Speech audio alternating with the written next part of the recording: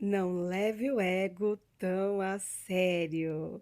Bem-vinda ao quinto episódio da série Um Novo Mundo, inspirado no livro Um Novo Mundo, O Despertar de uma Nova Consciência, de Eckhart Tolle, o mesmo autor do best-seller O Poder do Agora. Eu sou Valéria Hora e eu compartilho com você leituras, insights, explicações de livros que eu leio, que eu experiencio e eu percebo que foi bom para mim e que pode ser bom para você. Leituras que renovam o nosso ânimo, a nossa fé e nos apontam para a vivência de experiências mais plenas, de uma vida mais plena. E hoje eu vou compartilhar uma parte do capítulo 2 do livro do autor Tolle. O capítulo 2 chama-se Ego, o estado atual da humanidade, né? O pessoal fala tão mal do ego, mas o fato é que todos nós temos um ego. E, de certa forma, nós necessitamos do ego. Como conviver com o ego de uma forma benéfica, podemos dizer assim? A capa do vídeo, o título já nos oportuniza essa solução, que é não levar o ego tão a sério. Não precisa levar o ego tão a sério, porque você não é o ego. Você tem um ego. Como administrar esse ego? É como cuidar, é como ser tutor de um cachorro, né? Você tem que ter a responsabilidade pelo seu cachorro. Você tem que ser responsável por aquilo que você tem, mas você não é aquilo que você possui. Você é a consciência responsável, você é a consciência que observa, que direciona tudo. Então, já é um bom começo aí para compreender as questões colocadas. E o autor, o Tolle, ele começa falando sobre a palavra e os pensamentos. A palavra, ela tem um poder hipnótico. Seja ela verbalizada, escrita ou apenas pensada. Se não tomarmos cuidado, nossa mente vai ser tagarela. Nós vamos falar, falar, falar e não vamos deixar espaço para o desconhecido, para aprender e para contemplar algo que está além de nossas vistas, porque a palavra, é lógico que ela é importante, que ela é poderosa, mas a palavra, ela é um sinal, ela é um rótulo. As coisas não são palavras, não são apenas pensamentos, elas vão além. E quando nos prendemos às palavras, nós congelamos as possibilidades. É como se congelasse as possibilidades, você rotular. Então, meu nome é Valéria, mas eu não me reduzo ao meu nome. Poderia ser um outro nome. Então, temos que tomar cuidado com essa questão de muito falar, de muito pensar. Não temos que ser prisioneiro das palavras e de nossos pensamentos. Nós não somos nossos pensamentos, nós não somos nossas emoções, nossos sentimentos, nós não somos as palavras. Nós somos aquele que está conectado com o todo, que é a extensão do todo, é o que observa, é o que está além dos limites do corpo e da mente. Sim, é importante falar, mas mais importante do que falar é você apreciar as lacunas, o espaço de silêncio entre uma palavra e outra. É nessa lacuna, é nesse espaço entre o silêncio de uma palavra e outra é que podemos verdadeiramente contemplar, o melhor dizendo, né, contemplar as qualidades do nosso verdadeiro ser, as qualidades do nosso verdadeiro ser, elas não são expressas por palavras nem por pensamento. Conseguimos pescar as qualidades do nosso verdadeiro ser quando nos permitimos aquietar, silenciar. E ele coloca, né, o Toller, que o que nós somos é incognoscível, é impossível ser de conhecimento da mente intelectual. Mas existem outras faculdades do ser humano que nos permitem experienciar o que verdadeiramente nós somos. A nossa identidade, ela não se restringe ao ego, porque o ego ele é ilusório na medida do momento que eu considero como uma situação, como passageiro, como efêmero. O que nós somos é eterno, é sempre, é espírito. E o ego não é espírito, o ego é uma fabricação. É uma fabricação. O ego, ele existe em pensamento. O ego é um conjunto de identificações, de crenças que fomos construindo ao longo da nossa jornada. É uma coleção de papéis que supomos ser. Mas esses papéis são passageiros. Podemos rasgar esses papéis e continuar sendo o que nós verdadeiramente somos. Daí que eu trouxe para compartilhar com vocês 2 lições de um curso em milagre, um 100. E não é à toa que Eckhart Tolle ele bebeu das fontes de um curso em milagres. Eu conheci um curso em milagres lendo O Poder do Agora, porque a todo momento o autor, ao longo do livro do Poder do Agora, ele faz referência a um curso em milagres. Isso me chamou a atenção, me despertou a vontade de conhecer esse livro. Assim, poxa, quero conhecer esse livro que inspirou esse autor fabuloso. E ao conhecer um curso em milagres, realmente foi um divisor de águas. Eu consegui compreender melhor as coisas da vida, consegui ter mais leveza na vida e eu aprendi a não levar tão a sério o ego.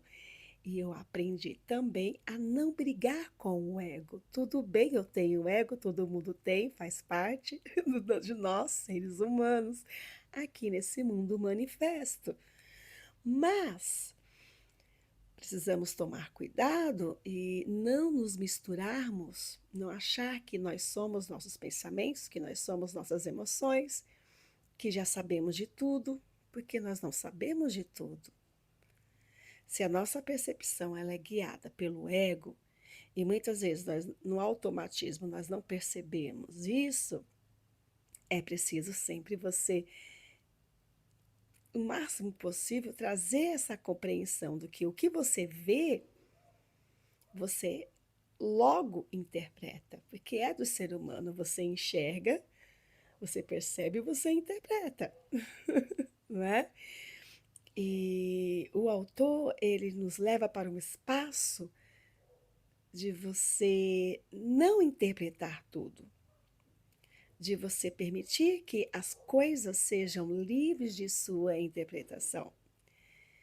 Quando você não rotula as pessoas, quando você não interpreta e já vai adjetivando tudo, você abre espaço para aquela pessoa ser tudo aquilo que ela pode ser.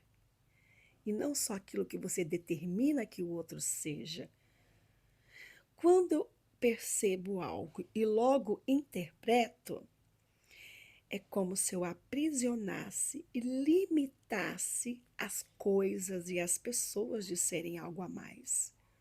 Eu limito, você já vai julgando, já vai carimbando uma coisa. E você carimba, você julga com base em experiências passadas. Logo, o ego só existe dentro dessa percepção de experiências passadas. Então, o exercício 3 nos favorece a incompreensão, né? Quando você olha para as coisas ao seu redor e você pensa assim: eu não compreendo coisa alguma do que vejo neste quarto. Eu não compreendo coisa alguma do que vejo nesta rua. Ou não compreendo coisa alguma do que vejo desta janela, neste lugar.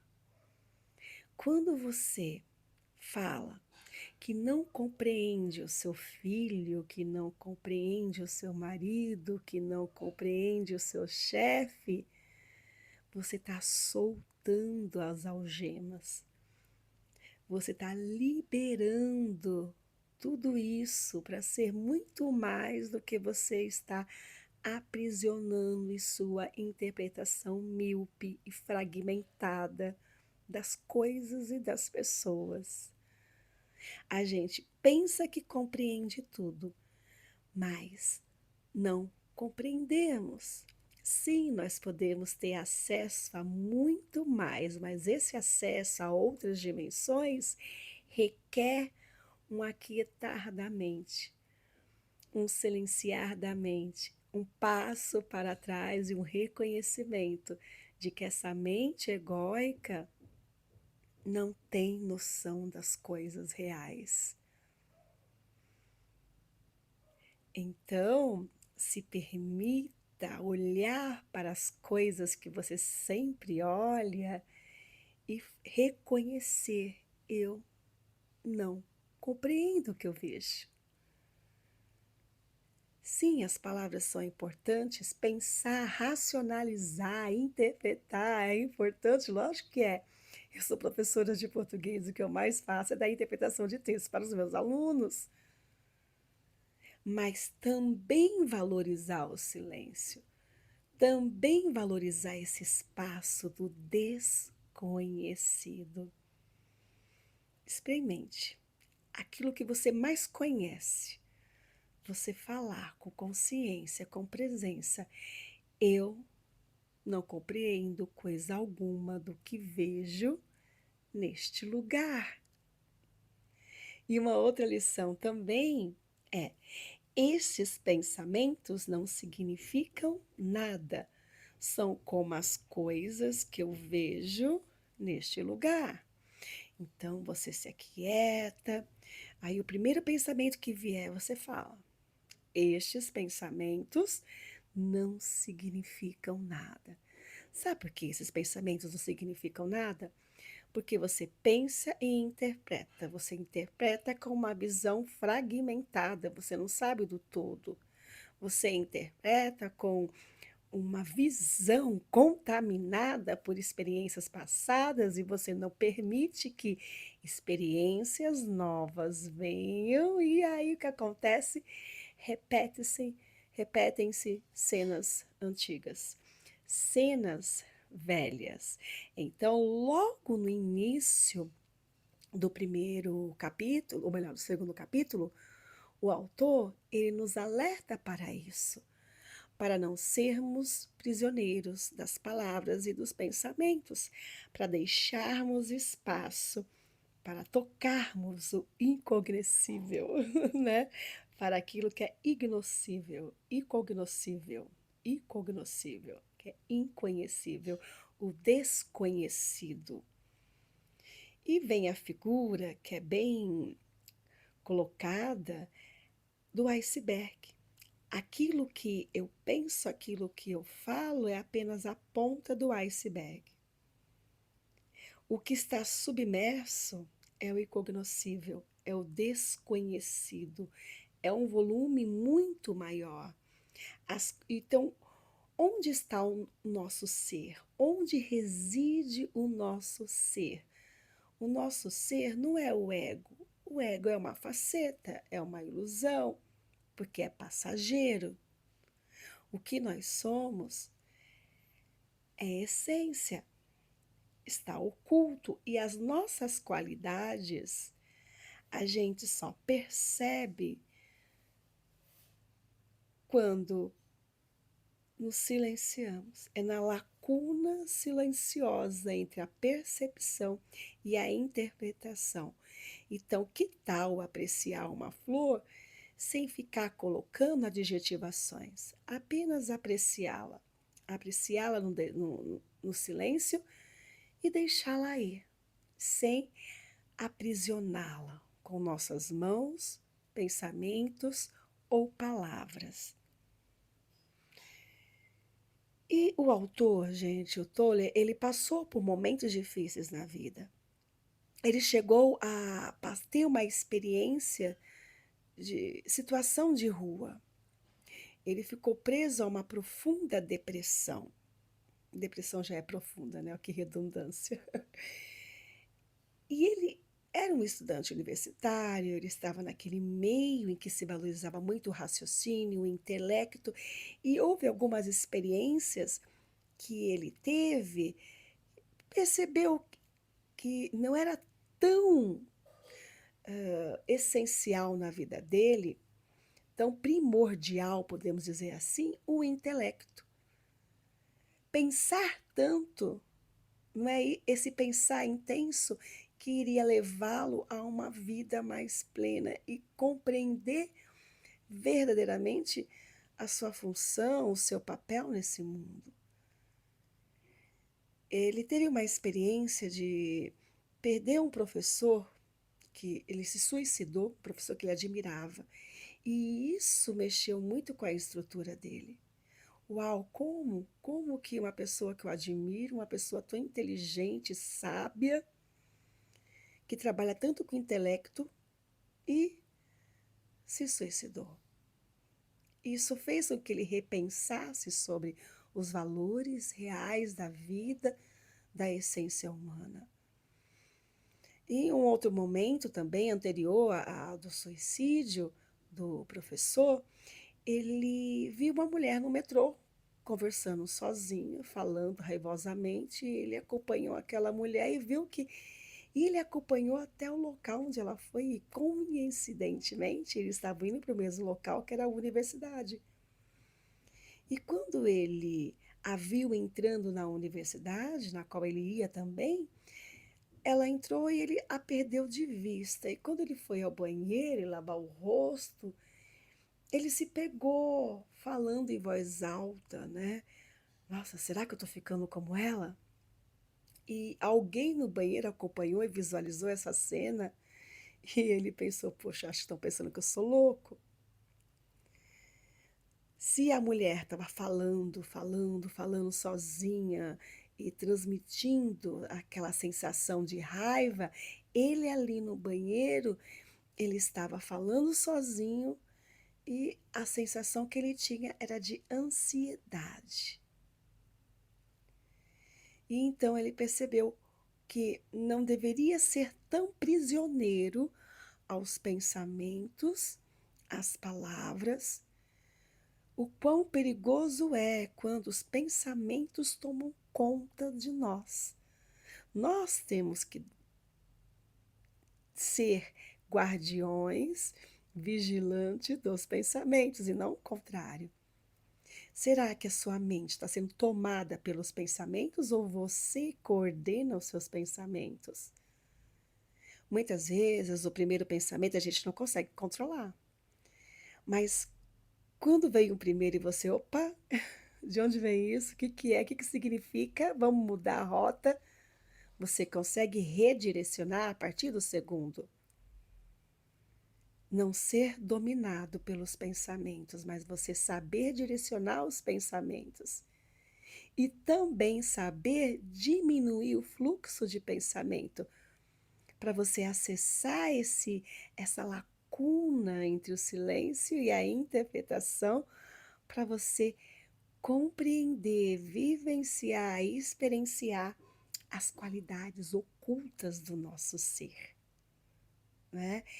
E também algo que nos auxilia a compreender o espírito disso tudo que é colocado no capítulo 1 é imaginarmos a floresta, gente, porque a floresta, ela não se reduz a uma forma, existem muitas formas na floresta.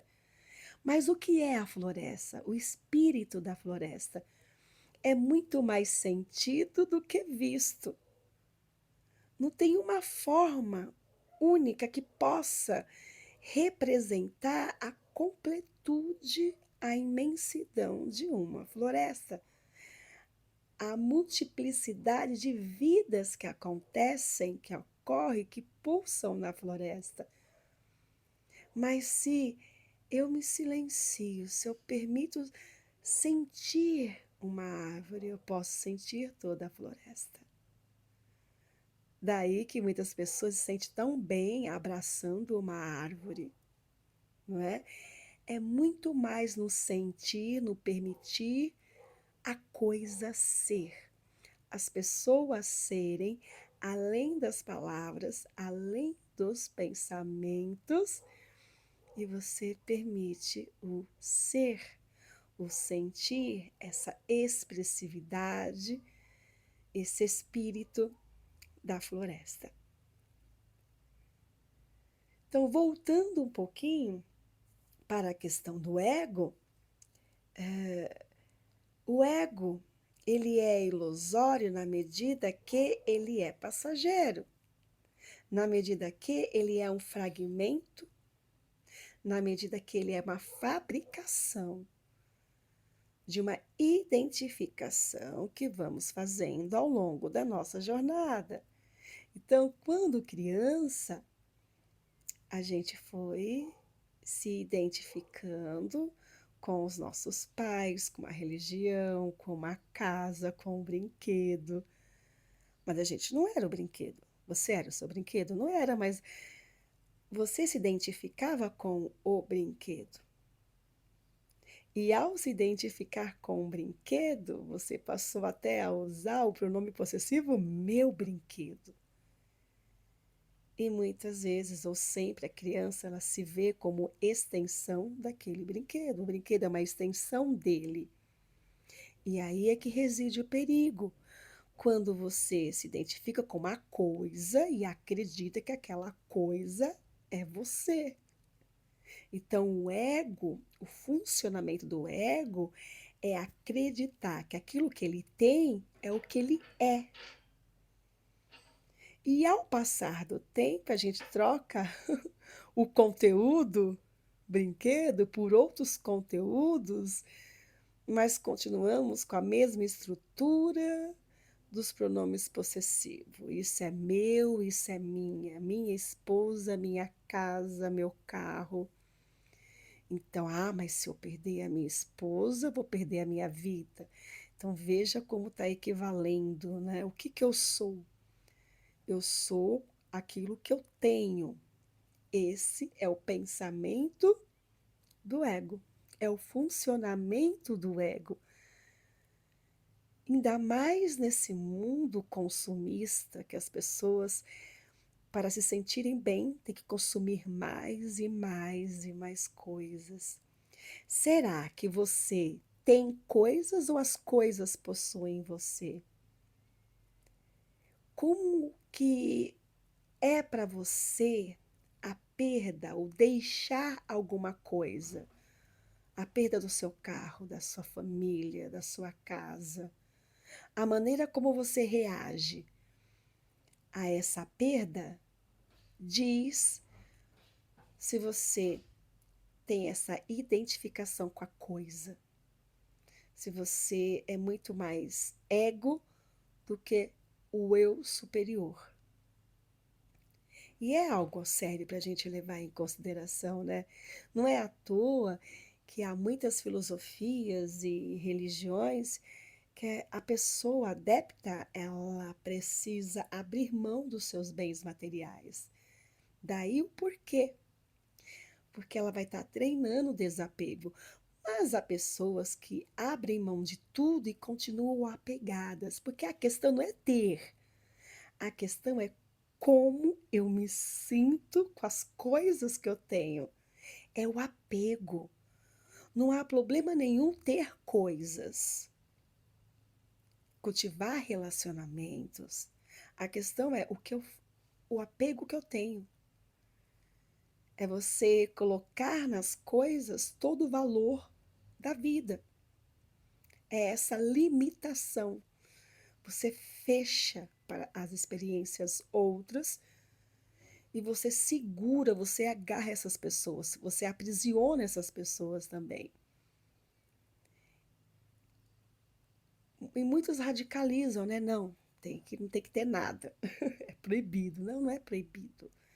Você pode ser uma pessoa espiritual, com uma consciência mais aberta. Você pode ter experiências espirituais e ter coisas, possuir coisas, mas as coisas não possuem você. Então, nesse capítulo 2, o autor nos traz essas duas referências interessantes para uma vida mais leve, que é você perceber que o ego, ele é uma ilusão no sentido de que ele é passageiro e eu não tenho a necessidade de me identificar com as coisas, mas eu posso sim ter as coisas, mas não as coisas me ter, né? E eu também não ser prisioneiro das palavras e dos pensamentos. Eu posso escolher, eu posso diminuir o fluxo de palavras, o fluxo de pensamentos e aumentar a lacuna entre a percepção e a interpretação. Quando eu olho para algo, eu interpreto, eu reajo e opa, isso é coisa do ego. Quando você faz isso, você já diminui os efeitos do ego. Você já diminui a força do ego e permite que a luz adentre. Eu até deixei aqui um trechinho, né, do livro que o autor coloca assim, que a identificação da ilusão é o seu fim. Sua sobrevivência depende do nosso erro em considerá-la a realidade. Quando compreendemos quem não somos, a realidade do que somos aparece por si mesma. Então, eu não sou meus pensamentos, eu não sou os meus sentimentos, nem minhas emoções, boas ou ruins, não são. Não é o que eu sou. Então, quando eu sei o que eu não sou, o que eu sou, naturalmente, com o tempo certo, eu vou compreender, eu vou acessar essa lacuna em silêncio. É o que coloca. Então, trabalhar essas questões do que é meu, do que é minha, esse desapego, não é não ter coisas, é não ter apego, é não desenvolver essa dor de perder algo ou alguém, porque é assim, as coisas vêm, as coisas vão, mas o que é, permanece. O que é, permanece. E para ilustrar melhor tudo isso, Tolle traz um versículo de Mateus 5,3 que diz assim: Bem-aventurados humildes de espírito, porque deles é o reino dos céus. E o autor explica que humilde de espírito é aquele que não tem apego. Ele não tem apego. Não tem apego, não carrega as coisas em seu coração. Não carrega as coisas em sua mente. Deixa livre. Eu tenho, eu usufruo, eu possuo, mas eu não carrego comigo. O que eu carrego comigo é o que eu sou, expansão, extensão, além desse corpo, além dessa mente. E para finalizar o último trechinho aqui, eu sou a consciência que está consciente de que existe vínculo. É uma frase do livro para termos essa consciência. Quando você tem consciência que existe um vínculo com as coisas, com as pessoas, Você sabe que existe essa consciência, só que você é a consciência que está consciente de que existe esse vínculo. Eu sou a consciência que está consciente que existe esse vínculo. Quando você tem essa consciência, essa declaração, isso é o início, é o começo da transformação da consciência. Então, a próxima vez que você se perceber pensando algo não tão agradável, você fala: opa, é o ego. Não preciso levar tão a sério. Só isso.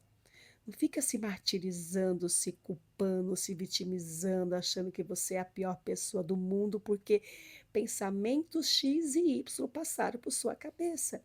Simplesmente diga: é só o ego. Não precisa levar tão a sério. Agora, quando vier aquele pensamento que lhe traga paz, alegria, um insight legal, uma criação, opa, que bom! Como pode melhorar? Como pode vir mais pensamentos deste? E assim vamos aprendendo a viver mais, driblando o ego, não levando tão a sério, ok? Espero que você tenha gostado, tenha compreendido, mas coloque em prática. Não leve tão a sério assim, tá bom? Até o próximo vídeo. Um abraço, Valéria Hora.